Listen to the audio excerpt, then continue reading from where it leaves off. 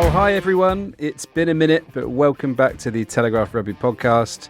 A quiet week ahead, as you know, with the Rugby World Cup getting underway on Friday. Charlie and I are heading out there in the next few days, but the mother's favourite, Charles Richardson, is already there. Charles, how are you? And where are you? Bonjour de Paris. I am in Paris. Hello, everybody. I'm sitting in a Paris hotel room, very, very excited for what's to come on Friday night and potentially Saturday too, if Georgia can upset the odds and beat Eddie Jones's Australia. But more on that later.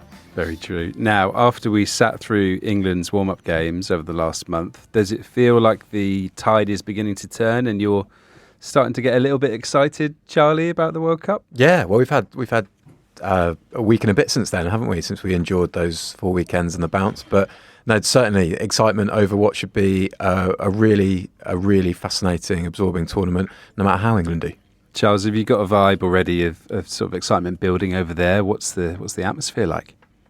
Yeah, it's buzzing here in Paris, and anyone who's coming over should be very, very excited. There was some media drinks last night, and there was a real buzz around the place.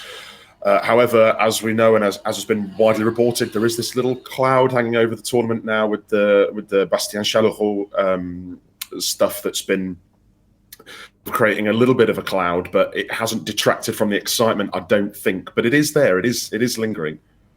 And in terms of what we've got coming up later in this episode, Charlie, you spoke to England's brief attack coach, Nick Evans. What can we expect to hear from him later in the episode about? Some real honesty, actually. He didn't sugarcoat the challenges of that little secondment that he had to England over the Six Nations, and he went into a little bit of detail about how he juggled that gig with his Harlequins one. He's obviously stepped back now and he's back with Quins, so he spoke a little bit, very briefly, about Harlequins pre-season, and then into what he's seen from England during the warm-ups. Obviously, we delved into the wrinkle that is Marcus Smith at fullback, which we're going to have a look at later in the podcast, and then just his general kind of the things he's looking forward to over the World Cup with his biases as an attack-minded coach and what he's looking forward to.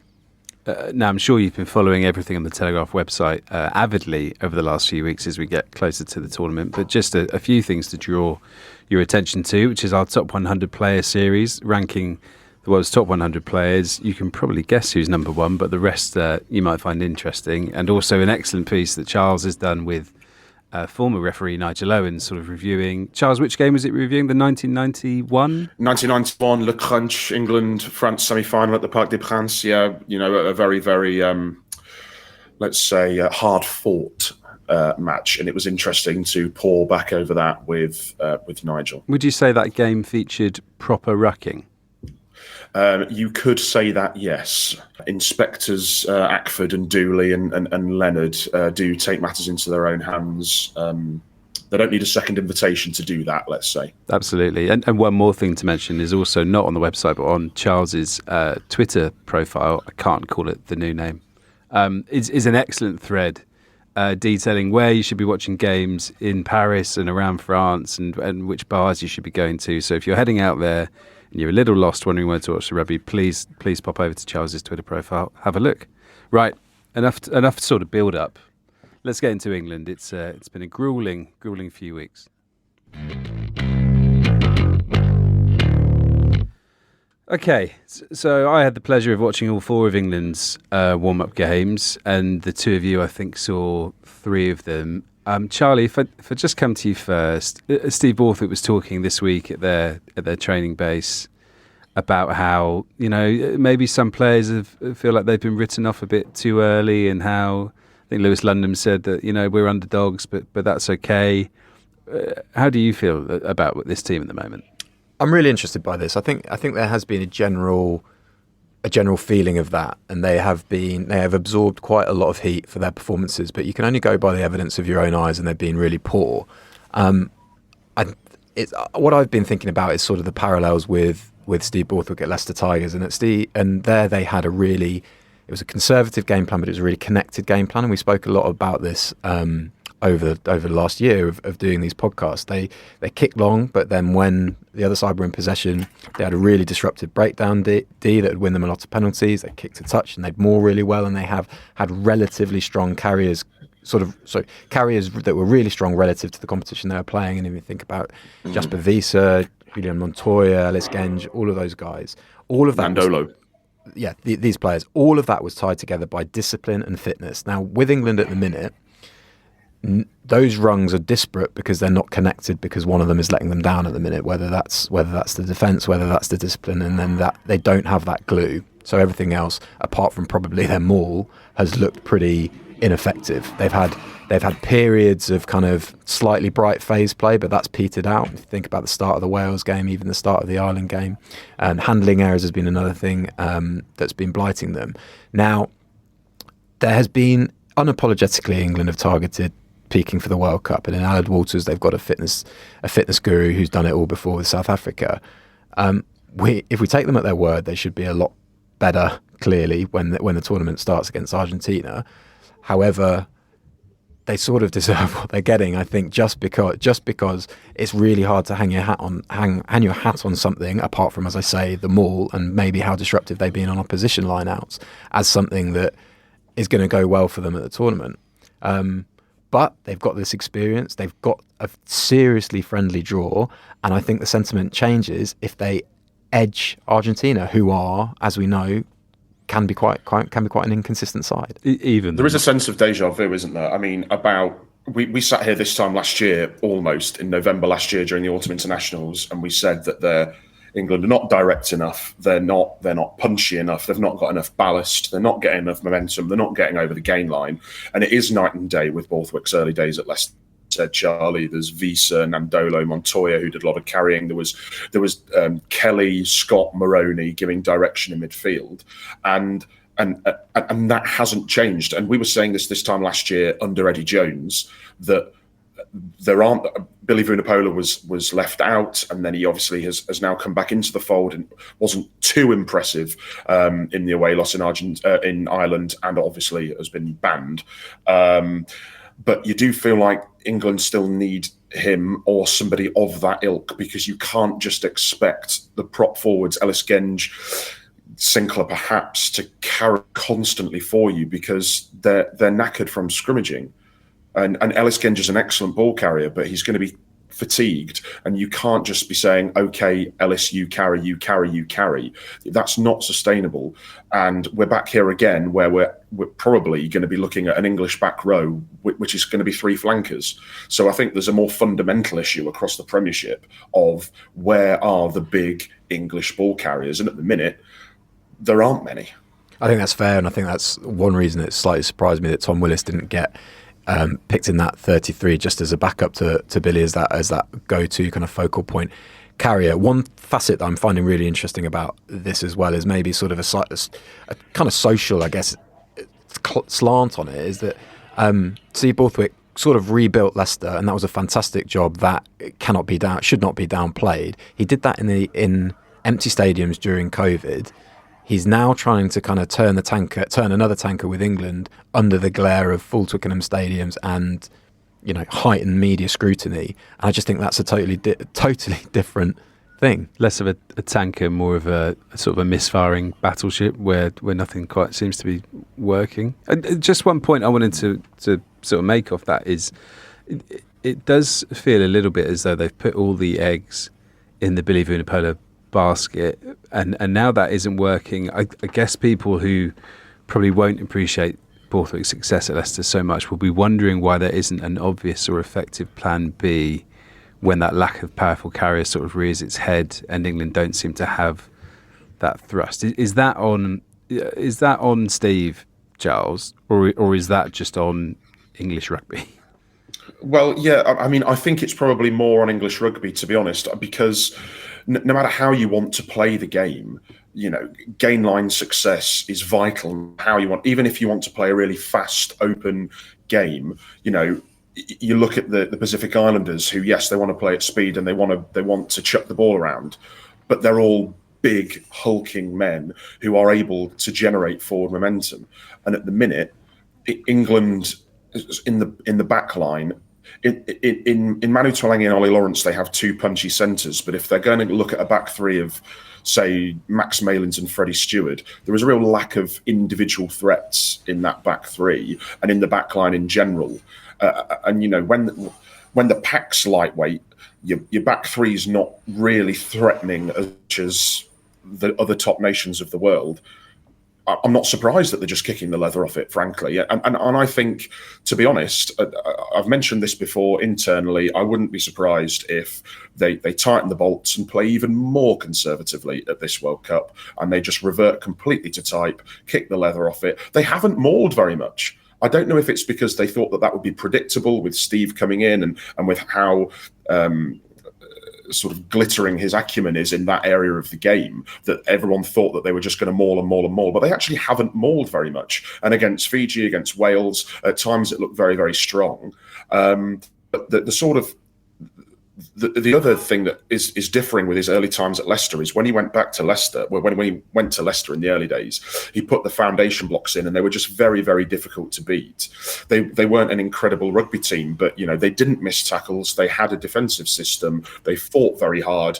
The set piece was excellent. And then he was sort of like, if we get all that sorted, then will be difficult to beat, and that's a really good start. With England, it's almost like none of that's in place, and now they're trying to dress in fancy attack. They're putting the cherry on top of the cake without the cake, almost. Just a floating cherry in the wind. Just a floating cherry. Sounds terrible. That's England. I'm glad you brought up the kicking, because we can't not talk about it. I think what was most apparent in the loss against Ireland was Steve's quick insistence to point out afterwards that Ireland had actually kicked a lot more than England, and it was more that they had been better at retaining the ball and then taking their chances. And he's right, because actually England, for a team that like to kick and look to the box kick as a primary outlet, aren't actually very good at retaining it and winning it back. And that comes down to chasers, it comes down to organisation, it comes down to, I guess, fitness in a way.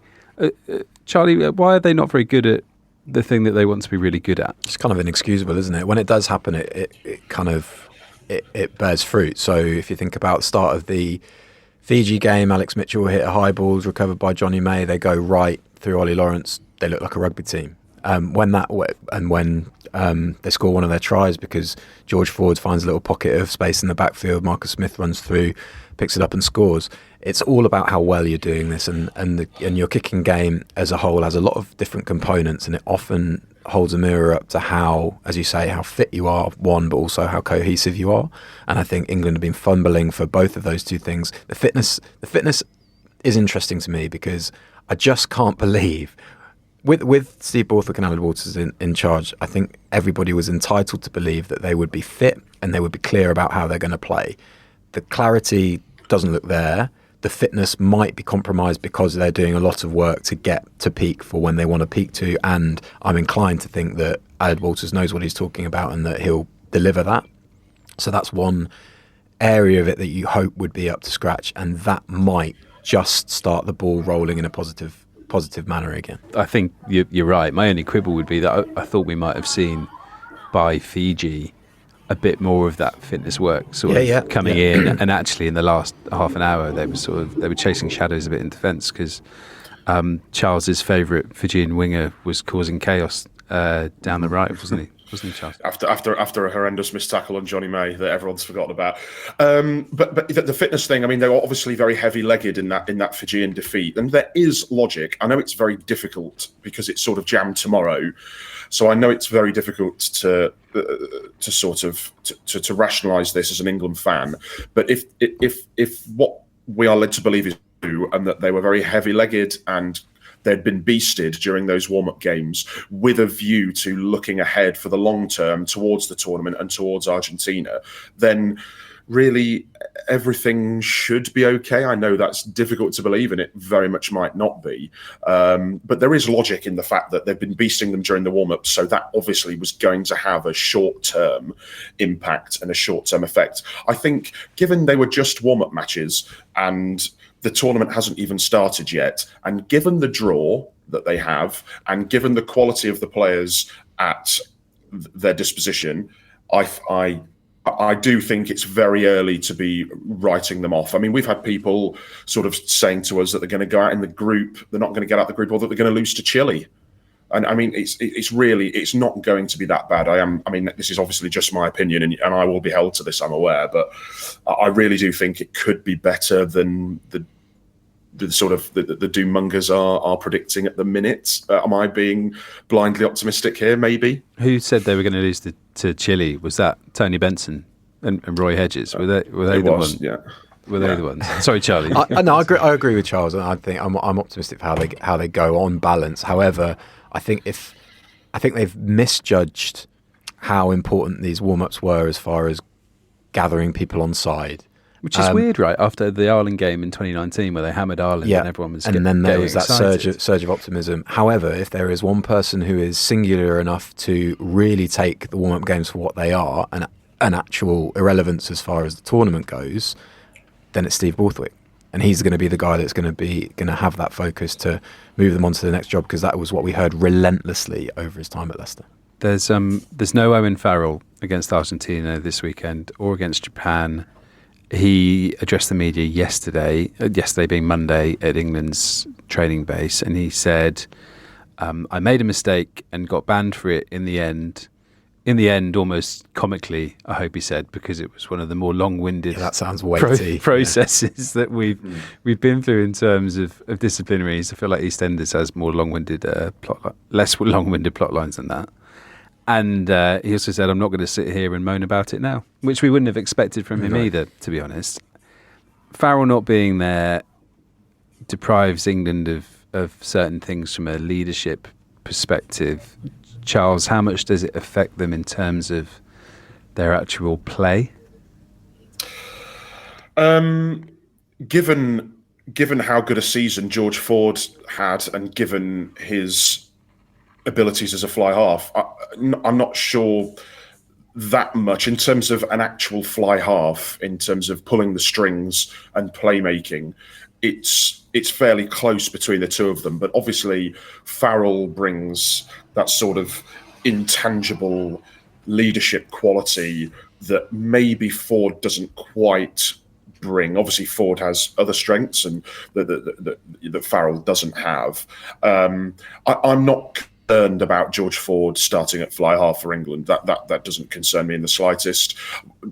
The rumour that we have understood was they were looking at potentially Ford Farrell back at 10-12 in tandem. For the Ireland game, again, I think that was, yeah. For the Ireland game, yeah, which is again interesting. Presumably with Ollie Lawrence at 13 outside them as a big carrying threat, or maybe Joe Marchant, probably not Manu at 13 anymore. So therefore, there was already, even when Owen was available, there was already clearly a movement to have George Ford at half anyway.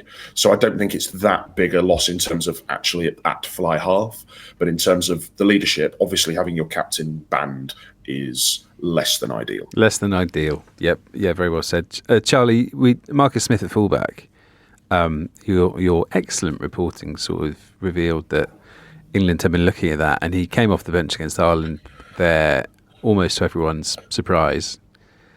Why are England looking at that, and is that a thing? That's a thing, and it's related to what we were talking about there, because if you're thinking about the structure of the backline and how that's set up, Henry Slade not being there means that meant that there was more onus on Owen Farrell as a 12. We saw Ford and Farrell very briefly, didn't we, before Owen Farrell got sent off. Ford came on for, I can't remember who, but there was that 10-12 was there for a little bit, and obviously was broken up pretty quickly because of Owen Farrell's red card. But that, without Slade and without Farrell now, they don't have that second ball player in the back line. In midfield, certainly, if they're going to keep Elliot Daly on the wing. So Smith then becomes really important as that second layer and that second outlet, and I don't mind it. You know, I think it's touched on with Nick Evans, as I mentioned earlier, and he says, look, I wouldn't start him there. I think he'd get exposed, and because Argentina are going to come to kick, as we'll look at later. Sorry.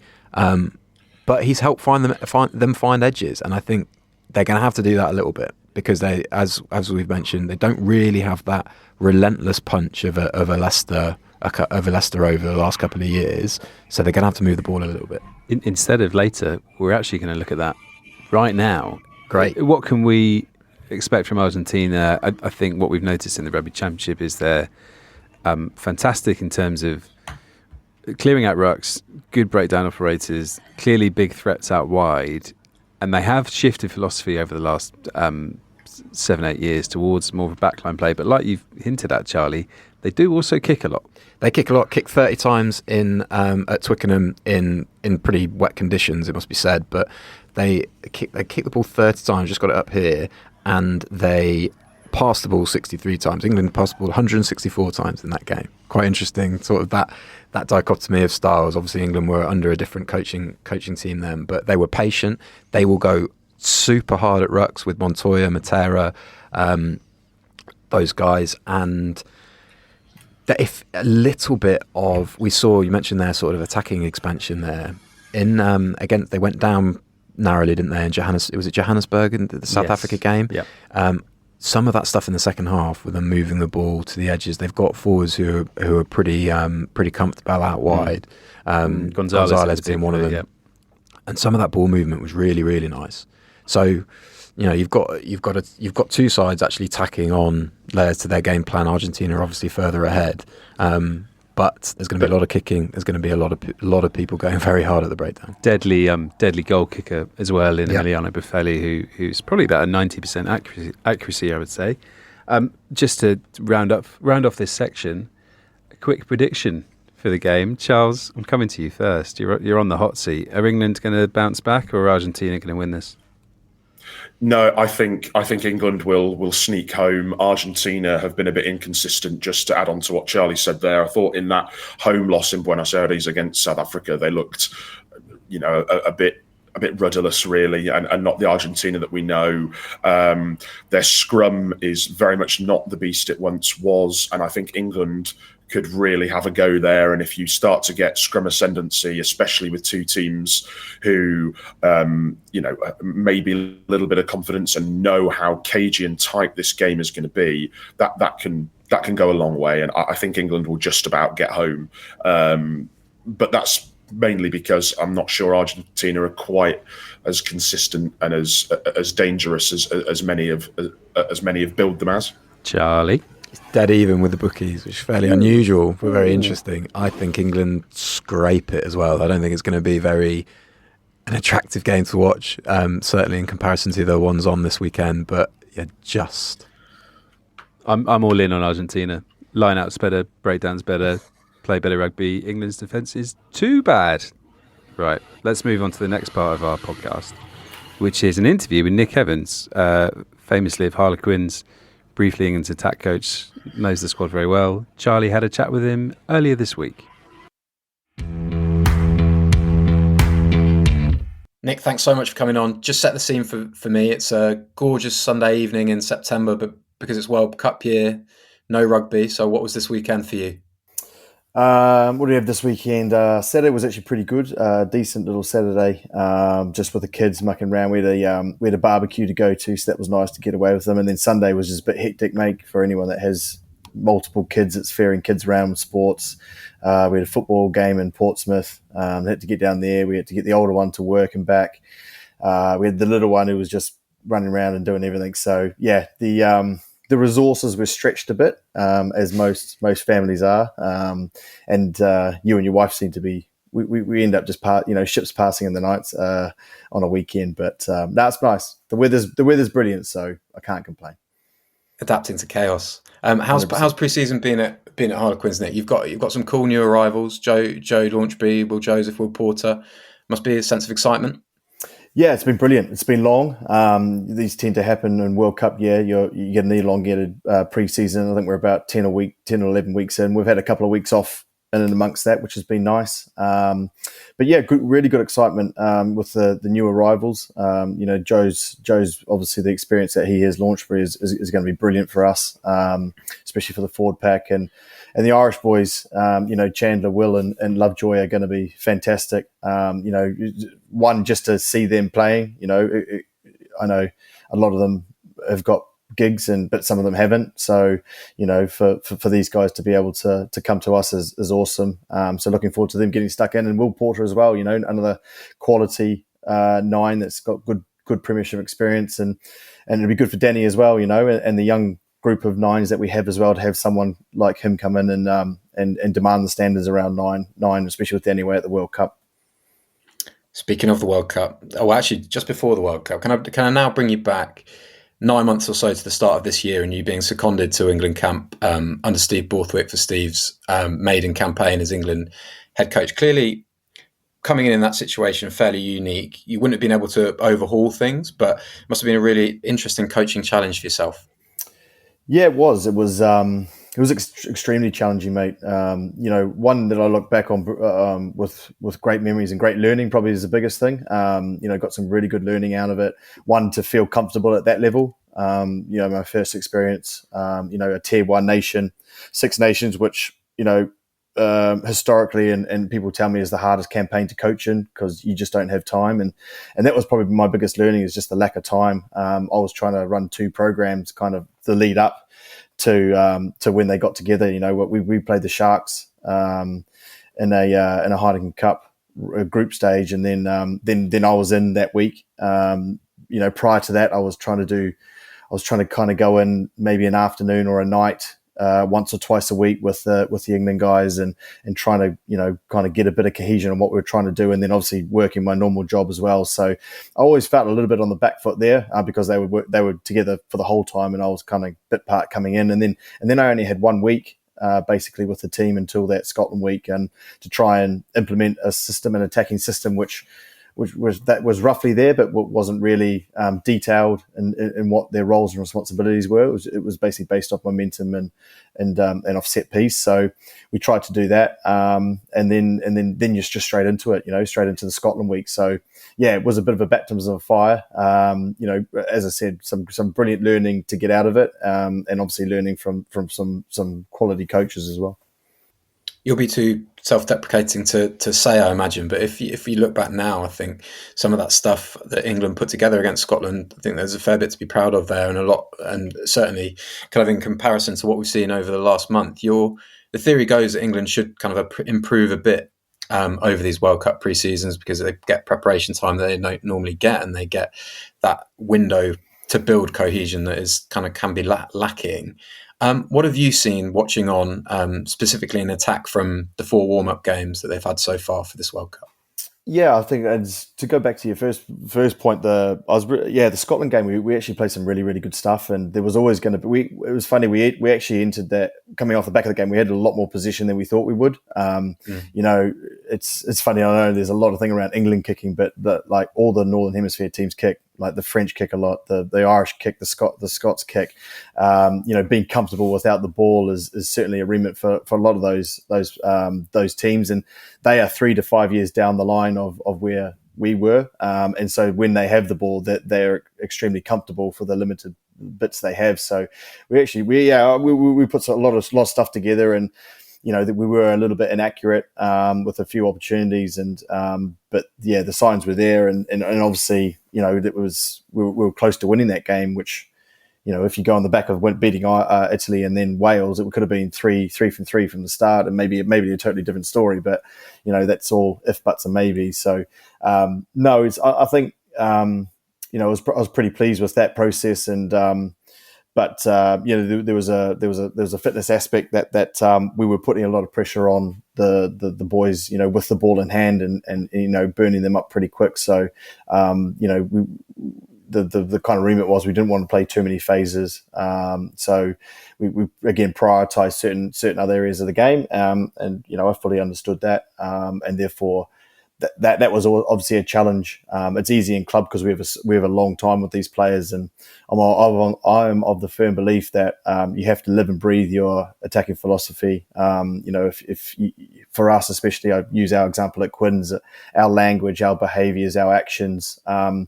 the way we talk about our defence and our kicking game is all aligned almost to attack, because that's the biggest part. And your feedback and your performance feedback to the players is aligned in your language. So yeah, the way you train, the way you prepare is all aligned. So it was. I found that really a massive challenge with the lack of time, and then obviously a different style of play, which that's I've got nothing against different styles of play, because that's kind of what makes our game unique. If we all played the same, it would be a bit boring. So there's that was certainly a good challenge. So rolling into the warm-up games, from what I saw, I was I probably expected them to be further down the road than they would, and obviously Wigglesworth has come in and again a tough challenge for him, because we already know another assistant coach is coming in. Obviously, if you read between the lines, obviously Felix is going to come in and do attack. He does that for the South Africans, so he again is a bit of a stopgap. I think they were. I certainly we were able to train with them. Quinn's trained against England before the Fiji game, and again certainly saw a lot of kind of a trying of a progression down the line of what I kind of implemented a little bit, but it's just not transferring onto the field. Whether that is because they don't live and breathe it, whether there's a straitjacket that's kind of there and the plan changes, I don't know. But you have to be in there to kind of know that. So it's I can see the frustration. I can see the frustration on the players with things aren't quite clicking, and the errors probably obviously they magnify that. If you're not all quite aligned, or if you're not all quite sure, that's kind of where those errors kind of get magnified and they creep up. I think it was 20 odd in that first Welsh game, and that was kind of a bit of a telling blow on that. What do you think they're living and breathing, Nick? If you were to from a little bit further detached, if you were to kind of pinpoint a philosophy of this England side, what would you guess at it?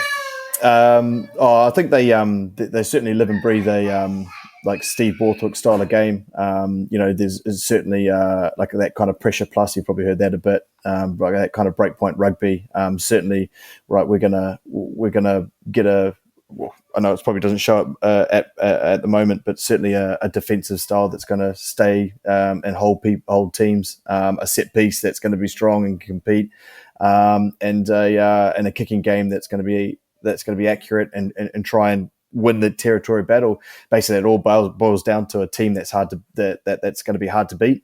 And that in itself probably again is a mindset shift. Like a team that's hard to beat, or a team that you're going out there and imposing your way of winning the game onto. And again, whether you're right or wrong, it's just making sure that everyone's aligned. And that's always a tough thing when you're picking players for all different types of clubs. You've got groups of players there that play different ways. You've got the Quins group, you've got the Bristol group, you've got the Sarries group, you've got the Leicester group. Alex Mitchell comes in a Northampton way of playing. Sale boys, all these different styles, and then selling a plan and right, this is how England is going to be is the key part of that. And I think if there's any sort of at international level hesitancy or a lack of understanding of what they're trying to do, then it gets exposed at that level. When a team's set up like that, the pressure plus template, does it make taking chances even more important because you're potentially going to get fewer of them?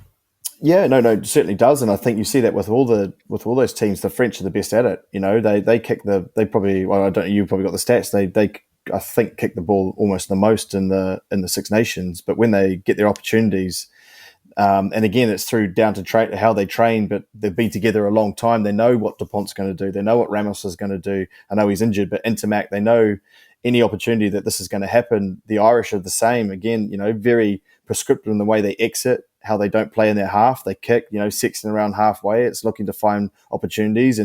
But when they do, they're the machine, and they understand, they fall into their shape, and then they break teams down that way. The Scots are a bit kind of like the French, Finn Russell, he's probably, for me, has turned into one of the best unstructured kicking tens in the world. The way he kind of glides across and finds grass in the backfield, and his variability is brilliant. But when they have an opportunity or get possession, whether it's turnover or from a poor kick or from a set piece, that they're so down the line of their attacking system and structures that they all understand what they're trying to do and what they're trying to achieve in certain parts of the field. So, and again, we haven't even spoken about like Italy. Italy are the same, they kick the ball, but they've got a good attacking kind of system and structure, and probably lacking the quality to break down the big teams, which is obviously a big challenge for them. So, yeah, to answer, I've probably been a long-winded way, but to answer your question, yeah, it's you have to, with the limited amount of chances you get, you've got your conversion rate, especially in the 22 efficiency has to be good, and that doesn't necessarily mean scoring tries all the time. It might be 3-6-9 or 3-6-11. It's that kind of thing and accumulating.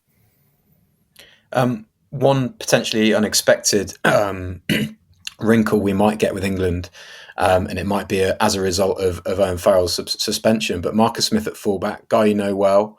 Thoughts on the theory? Thoughts on seeing it in practice? Have you been surprised to see it implemented? Has it been fun to see it implemented? Yeah, it's certainly probably good for us if he gets a bit of time there. We've got a great back three, great fullbacks, but also having the ability, for our point of view with Jared Evans now, with Marcus and Jared on as two really good attacking ball players, it opens up opportunities. So certainly to see him come on when the game opens up, it's brilliant. He's not going to be hesitant in offer himself on the other side of the ruck as a dual attacking system for both tens. He won't sit back for that. He'll be dominant. He'll want the ball in his hands. So you'll see quicker transfers into when he needs it and getting the ball to space, which is great. He's another attacking kicking option. He doesn't have a massive kick, so would probably struggle maybe against teams that have big kicking games. He's not the biggest kicker in the world, but he's certainly a good attacking kicker. So, I can see that happening in a game where they need to push the accelerator or put the foot on the throat, that he may shift back to fullback. I can't see him starting a game at fullback, mate. I think he'd get exposed.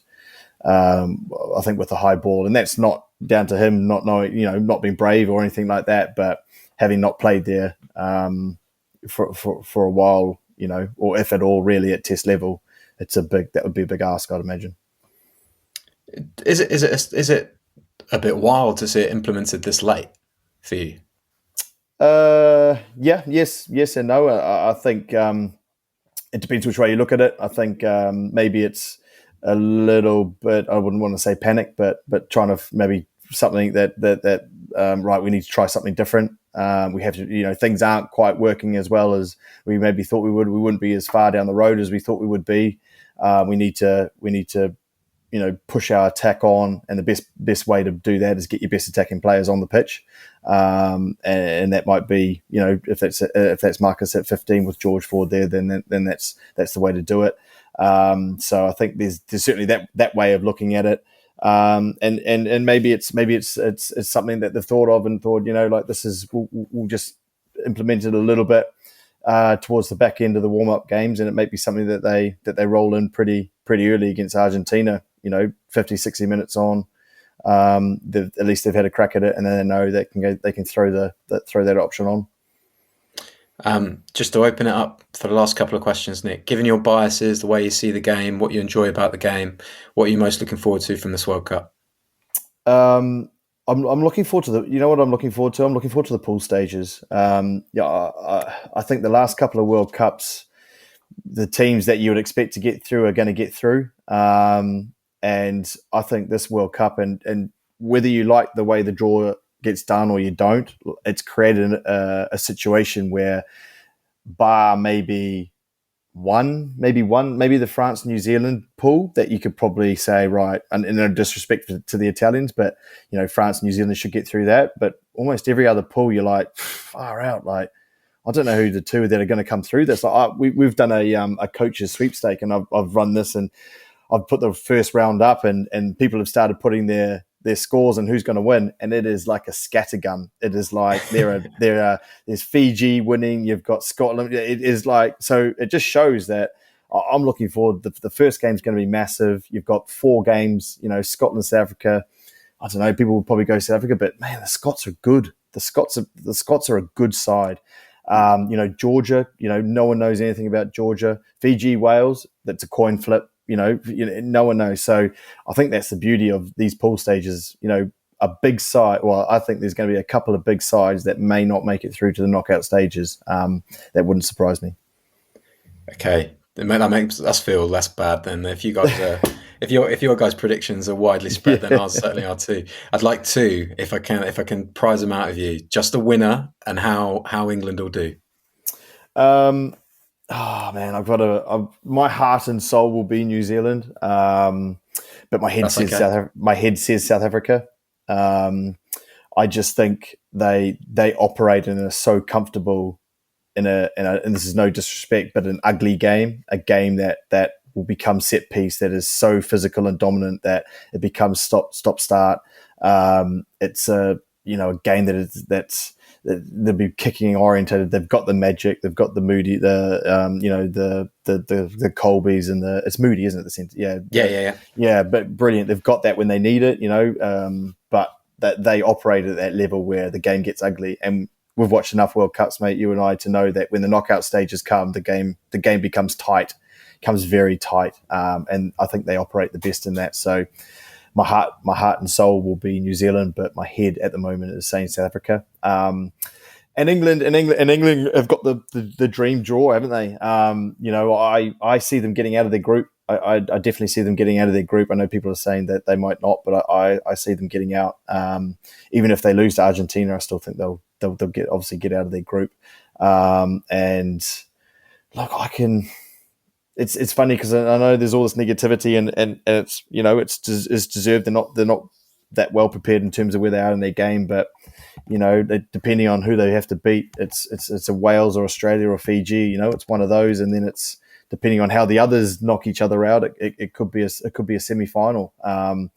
So, man, I don't like sitting on the fence. I don't usually like sitting on the fence, but I will go. They'll make it out of their group. I think they get beaten. I think they get beat in a quarterfinal. I think they get beaten. It's fine. We'll happily take that. Before, it's going to be a fascinating couple of months, and before it finishes, you guys will be back at it in the Premiership. So, Nick, so appreciate your time. Thanks, mate. Not a problem.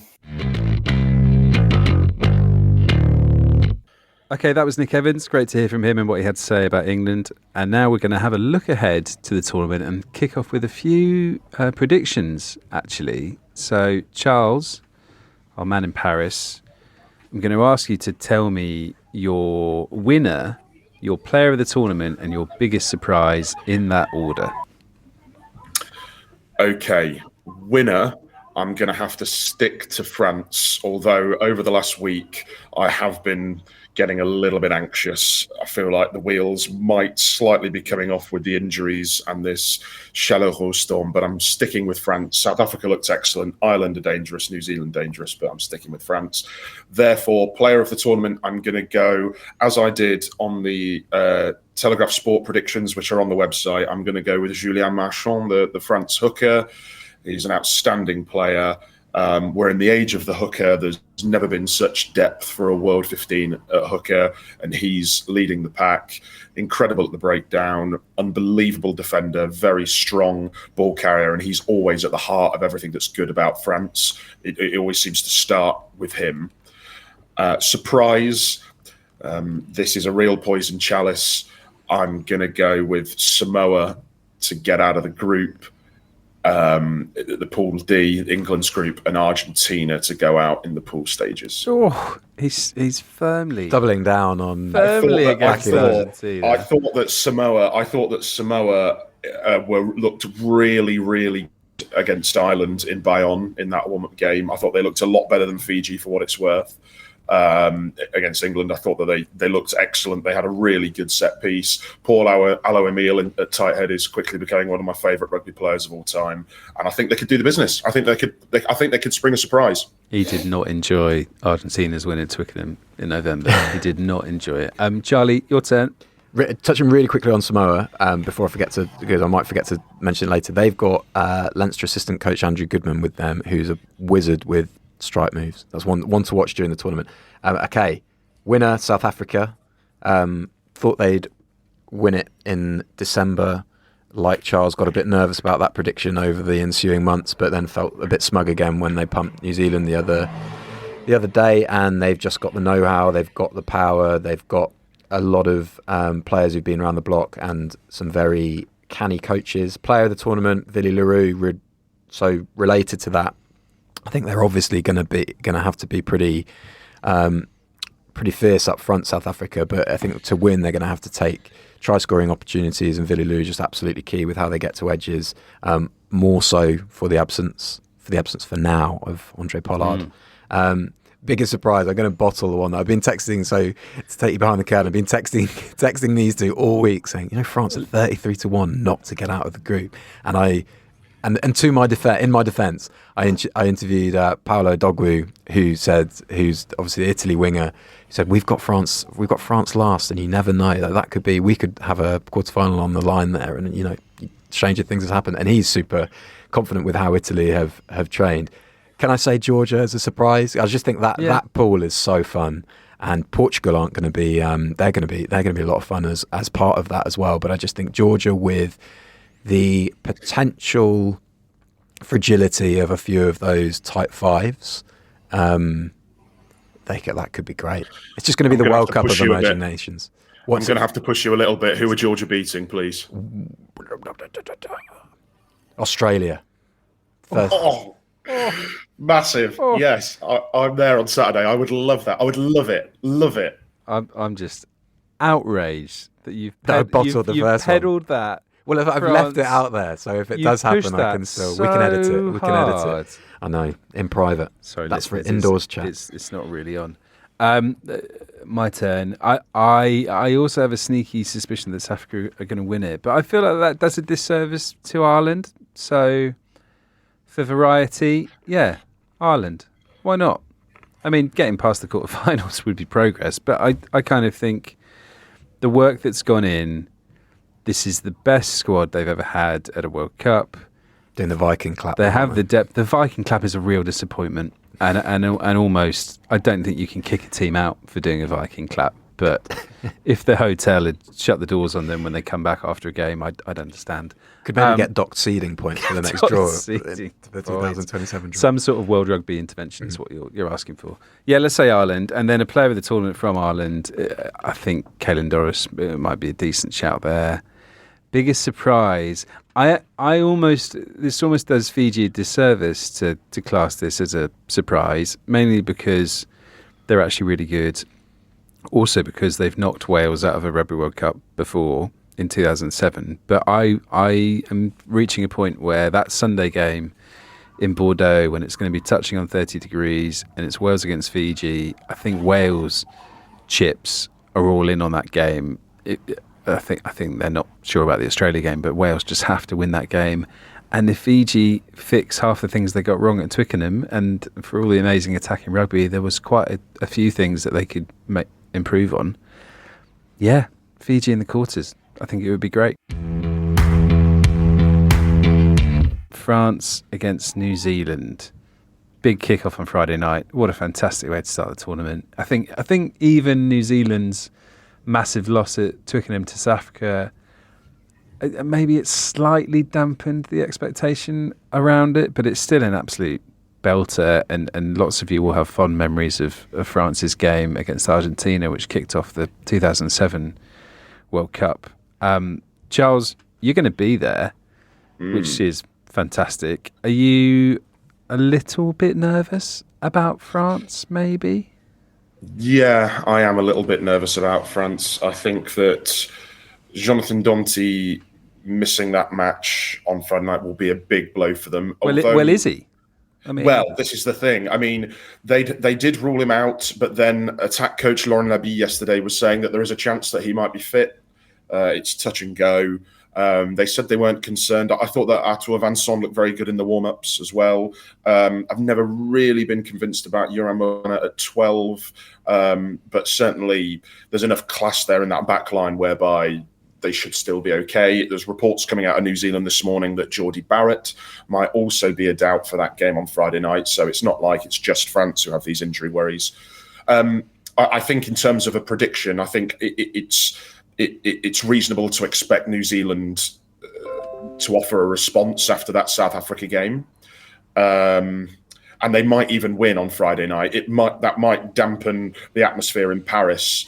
But I think if France do lose on Friday night, I still think I almost think it doesn't matter the result on Friday night. Where yes, of course you want to start the tournament with a win, but we know both of these two teams are excellent, and it doesn't really matter if they top the pool or come second, because they're going to be playing one of South Africa, Ireland, maybe Scotland anyway in the quarterfinals. So an early loss might actually be the kick up the backside that they need, France. And I can see them maybe losing on Friday night and still going on to win the whole thing, maybe beating New Zealand in a final, bookending the tournament. Who knows? I think a lot of me would love France to not to inflict more pain on the All Blacks, but just to absolutely blow the doors off it and win it a canter and sort of really set the tone, because there's been so much lovely build up to this tournament, hasn't there, with France's first Grand Slam in ages, and just the way they've had big wins over the All Blacks and the Springboks. And I think it would be a real shame if we suddenly lost that momentum because they went down in the first game. Charlie, what's dangerous about the All Blacks in particular? They've, well, ironically, given how they went, and Ian Foster mentioned this, so they got absolutely destroyed in the set piece, didn't they, against South Africa the other Friday night. I agree with you. I think that could. I think I can't remember what you said actually. Did you say it was a bit of a? You said it could be damaging. I'm not sure how. Yeah, maybe damaging. a slight dampener. Slight dampener, but I think the progress that they've made since that Ireland series has been kind of significant. And Ian Foster mentioned that a lot of that has come through the set piece with the introduction of Jason Ryan as forwards coach, Ethan de Groot emerging as a really good loose head prop. Just quickly on that, the Jason Ryan thing is fascinating because they had that brilliant win at Ellis Park last year's Rugby Championship just after he came in, and we were kind of like, oh, here we go. Here the All Blacks have again. they've got a pack again, having been dismantled by Ireland. And you mentioned de Groot, and now it's gone a bit flat. Last Friday, it meant more to South Africa to win that game. And if you think about a warm-up game 2 weeks before, when New Zealand probably had got all they needed to get out, they'd won the Rugby Championship, they'd beaten South Africa very, very well, with some really clever kicking strategy going on in that game. And then, you get that setback. I think they're probably experienced enough to go, look, park that, we're on to France.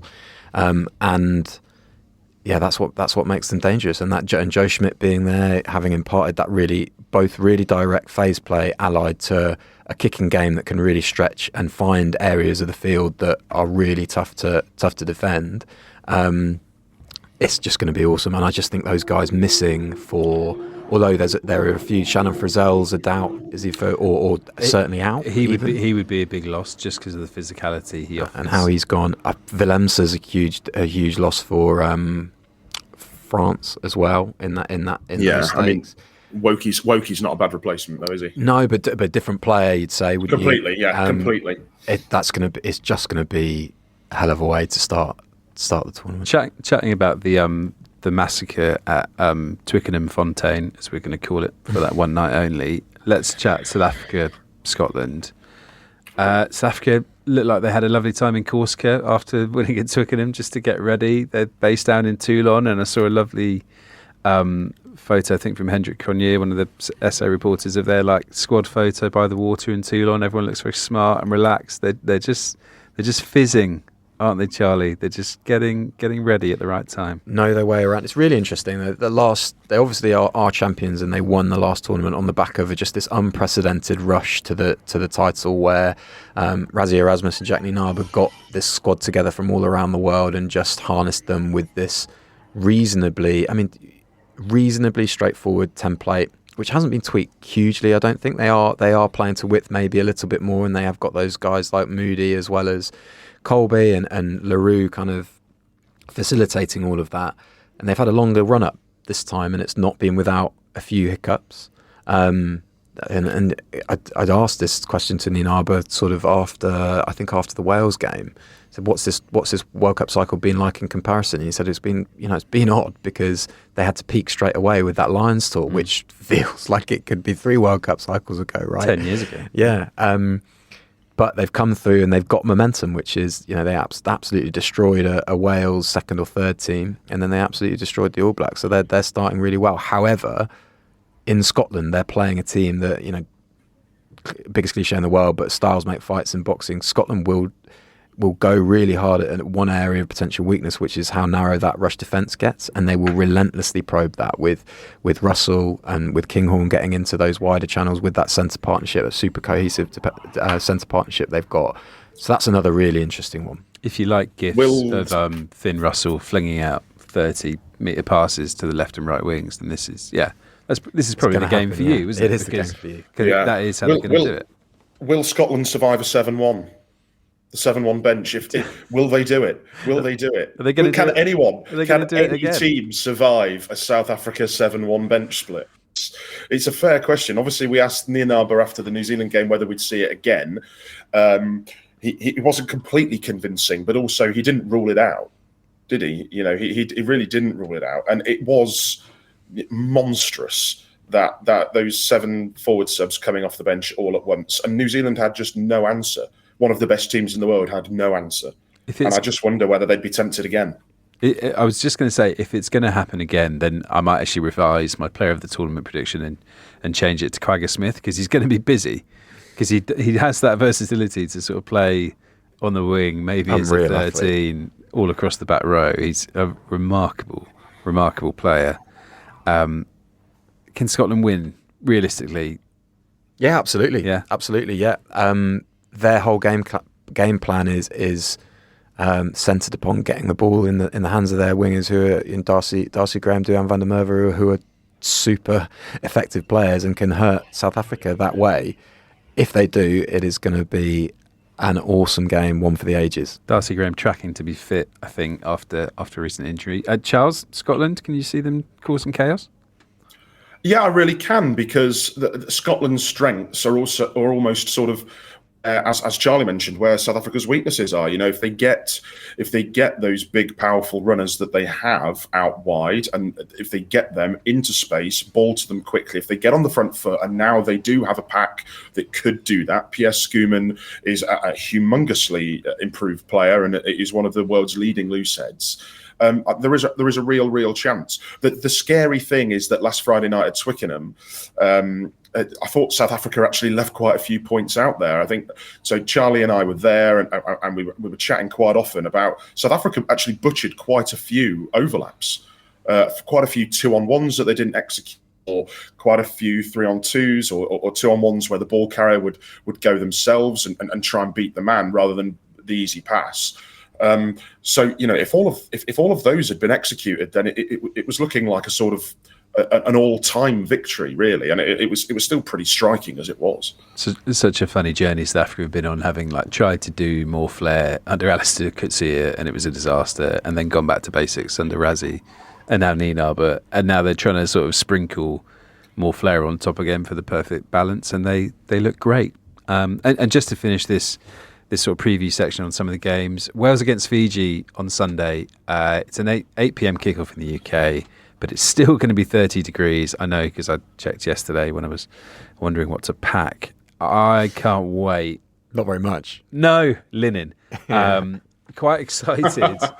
Quite excited to see whether Fiji can, having had a pretty decent scrum against England, and obviously the attacking play was there, if they can just add a bit more breakdown threat. There's players to come back in. We didn't really chat about this, but there was no Tuisova at Twickenham from memory, and no Tuisova, no Bottier, no line out, no Bottier. No line out. They're going to address no line. They're going to address 3 of those things and be a lot better for it. Yeah, Bottier, who featured quite high up on a certain top 100 list on the Daily Telegraph website, which you should go and have a look at. I'm really excited about getting to watch Fiji again. And Charles, are they going to beat Wales? I think they might. I mean, there's a real possibility. It's almost they're sort of fighting as to how they're going to fit all of these stars into the backline, because Tuisova is going to come back in at 12. Then you're probably going to have Naya Salevu, who's the captain, at 13. So Randrandra, where does he go? Does he have to go to fullback because you've got Vunipola, and you've got the entire back 3 who played against England at Twickenham, who obviously in the end looked very dangerous with the ball. Abosi as well. So they're overflowing with backs, really. If Tuisova is fit, I think there was he had a bit of a niggle, which is why he missed the England game. Bottia back in is massive. What I would have given to have seen Yato on that back row with Bottia and Mata, but obviously there was some kind of incident and he left the squad and is now back with his club. But I think the only thing that I can say about this game is what I was saying off air earlier, is that it almost seems like an upset no matter who wins. Wales win, it's probably a bit of an upset. Fiji win, it's a bit of an upset. I don't think there are favourites here. Wales will just want to get through it no matter what. Just get past this game, get the tournament up and running, because if they win, then realistically, if they're solid against Georgia, they're going to be in a quarterfinal no matter what happens against Australia. Fiji, not really much expected of them, nothing to lose. I think they'll do it. I think Fiji will do it. Ooh, Charlie talks himself around. I think I think Wales have enough. I do think Wales have enough. I was just startled by how bad that line-out was. I know Simon Raoulou has targeted. He said he's targeted cleaning rucks and bolstering the set piece, but that line-out was concerning. And I think that's one platform that Wales can get on top in. And I think Wales themselves just have a lot of really experienced, really canny operators, despite having lost the likes of Tipperick and Jones before the tournament and Owens. They're going to be a tough side to beat, as they always are. Yeah, I don't really trust England to peak for Argentina, because I think they're just too much of a mess. But it wouldn't shock me if Wales are gradually building towards something quite concrete where they sneak past Fiji. Even though I would love Fiji to do it, because I think it's such a good story. Just really quickly, how Warren Gatland kind of manoeuvred the warm-up games was fascinating, wasn't it? He went. But by all accounts, we hear that they trained they were rested up for that first England game, because I think they knew that the result, as far as gathering momentum, was really important. They obviously got over the line, and then it didn't matter, I don't think, for him, did it? No. And then they put up a really good fight at Twickenham, and then for that last, although they imploded at the end, and then for that last game against South Africa, it was like he declared. So, and he was ready for the tournament, and with all the goodwill that he needed. Yeah, that was like slaughter. Yeah. As much as England sort of took a lot of heart from winning that game at Twickenham, it wasn't the strongest Wales team by a long stretch. Not at all. Right, so much to look forward to on the weekend. I hope you're excited for the games as we are. We're just going to finish up today with some of your questions. So firstly, thanks so much for all of your lovely feedback about the Top 100 series that we ran last week. Who's laughing in the studio when I say that? No, but seriously, we're glad that you engaged with it as much as you did, and hopefully you agreed with the top 3 at least as much as we did. We'll take the top 1. Take the top 1, top 2. Top 2 were concrete. To get into some of your questions, thank you for responding in your droves. Actually, it's really nice to hear from you all. I'm going to start with David Gates, who asks about what are your thoughts about Smith at fullback. We touched on it earlier, so we might just quickly do that. But he also asked, do you think that post World Cup Freddie Stewart could be moved to 12? Charlie, I'll just come to you on that. We sort of touched on the Smith thing a lot. What about Stewart at 12? Is that? Don't love it. I think you're probably nullifying what he's best at there, which is that commanding aerial presence. And I know that I say that in the knowledge that he really has to improve his sort of link play and how much of a threat he is and a facilitator is in those 15-metre channels. But I think that's a big move to make, and I don't think he's the same. I don't think he has the feel for the game that somebody like Geordie Barrett has, and Geordie Barrett has made that transition really nicely. I think it would be a different thing with Stewart. So I think he can certainly get better at that catch pass stuff, and I think that would raise his ceiling as a player for sure. Charles, with the next question, Mike Cooper asks, "What is your perfect Sunday?" Which is a lovely Hot Fuzz reference. Yeah, my perfect Sunday is getting a train from Paris to Bordeaux to watch Fiji beat Wales on Sunday night. I'll take that. I have a real question for you, which is, Mike asked, do you think this is the best prepped we've seen a Pacific Island sides heading into a World Cup? And will any success put World Rugby's plans for a closed shop, elitist league, in jeopardy? Just on the prep stuff, Yeah, they look well prepped, but Simon Raului came in and Fiji were a bit of a mess at the start of the year, so they look good now, don't they? But it's not like it's been a 4-year steady build-up. Yeah, they are the best prepped, aren't they? They are the best prepped Pacific Islanders island teams that we've seen. But previous World Cups where they really haven't had the sort of facilities and access and time together and prep that they should have, scandalously, really. And yes, I'm fully with Mike. I dislike the World Rugby's plans for this World League. It is very elitist. I'm very concerned about Georgia. World Rugby always talk about emerging nations and how they're trying to grow the game in these emerging nations, and so they're backing these nations to emerge, and then they're also saying, well, hang on, actually, we don't want you to emerge too much. Calm down. Don't get ideas too far above your station. So it's a bit hypocritical for me. It's a bit contradictory, and yeah, I don't like it. And they shouldn't be closed off, especially if, as I have predicted, Samoa get out the group and Fiji beat Wales. And no, I do not wish to be held to account for those two predictions. This goes unless they're right. This goes on the internet. Unless they're right. They're right, yeah. Which means it's there forever. That probably links to this question from Simon Charles, who says, "Who should my second favourite team be?" Samoa, I'm guessing. Well, Samoa's the obvious, but also, let's not forget the likes of Chile and Portugal, who are going to need all the help they can get.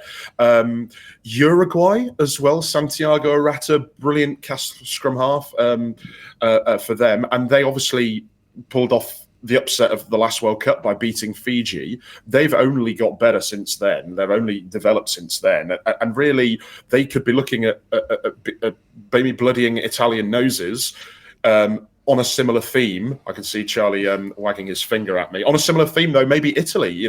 Italy played the most enterprising, ambitious rugby of the Six Nations this year. They could be looking at bloodying French or Kiwi noses, really, and pulling off a couple of scalps. And that would then blow the quarterfinals and Pool A wide open. It's a lot of bloody noses, actually. Yeah. A lot of choice for your second favourite team as well. I agree with all of that. Mine, I just landed on Italy because I think Kieran Crowley's going to go out in a blaze of glory. He's a favourite of the podcast, isn't he? Having sort of said that openly, that there's that his team have got a mandate to entertain. So let's see it. And we like being entertained. My answer is purely based on the World Cup kit rankings, which should be out any day.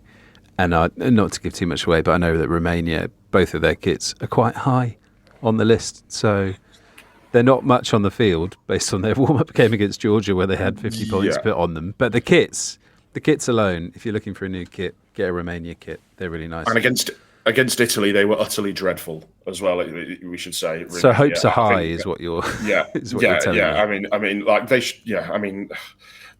How the mighty have fallen, Romania. Once a powerhouse of rugby, really, and now they look like a rabble. But hey ho, they'll probably prove me wrong as well. Threads aside, Charles, but the threads are delightful. The threads. Richard Spears' question: can I ask how much impact warm-up games tend to have? Teams can't change the way they play overnight, but do teams hold things back? And how much do these games matter to players, coaches, and opposition? He references also the New Zealand South Africa game. I think Eddie Jones always used to. What did Eddie used to say about holding stuff back? Did he said it was impossible, or he said they were doing it? And I feel like he just flip-flopped on that depending on how England were faring. Is that accurate? Yeah, he said there's a bit of smoke and mirrors in the entire last year of a World Cup cycle.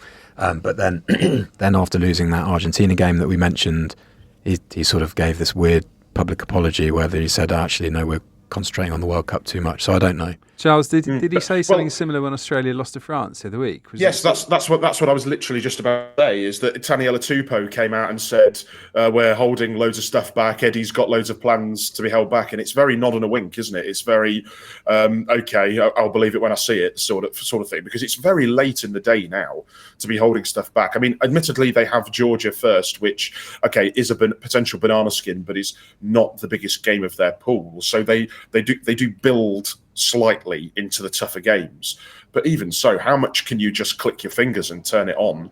I'm not really too sure in terms of completely transforming the way that you play and embedding a completely new system and new ideas. Pretty tough. I think the ideal situation is that you know exactly how you're going to play and what your best team is, but you just use the warm-ups to get your players fit and kind of re-familiarise with each other, and you don't pick up any injuries. I would guess that's like the dream Ireland, basically. warm-up scenario. Yeah. And what's interesting is that Ireland, if you think about a team that were really damaged by a warm-up game, the archetypal example to me would be Ireland in 2019 at Twickenham, as you mentioned, because they went into that sort of, I can't remember whether they said it before the game, but certainly after the game they said, look, that's the effect of a heavy conditioning week seeping into match. But they were so roundly beaten and humiliated, really. I think they shipped 50, didn't they? That just set a tone whereby they were sort of scrabbling, went to Japan, and you've got to place it in context of the Six Nations before they'd lost to England, and they'd lost to being pumped by Wales as well. But then they went to Japan, lost to the hosts, obviously got beaten in another quarter-final. So I think certainly that, that's the ideal, as you say, Colsey. You want to be settled and you want to go into it just sort of tweaking things and holding a little bit back if you can, if you've got that body of work already. If you haven't appointed a coach in January. Yeah. If you go into it and you're fragile at the start, I think they can be really damaging if they go badly. Right, that's it for today. Big thanks to Charlie and to Charles, and a special thanks to Nick Evans for his time as well this week. A reminder that the three of us will be here every Tuesday throughout the Rugby World Cup. We're going to be in and out of France covering the games, and we'll try and keep you up to speed with everything that's going on. So please do subscribe. What are you waiting for? Enjoy all the action this weekend. We can't wait for it to start, and we'll catch you next week. Until then, from the three of us, thanks and goodbye.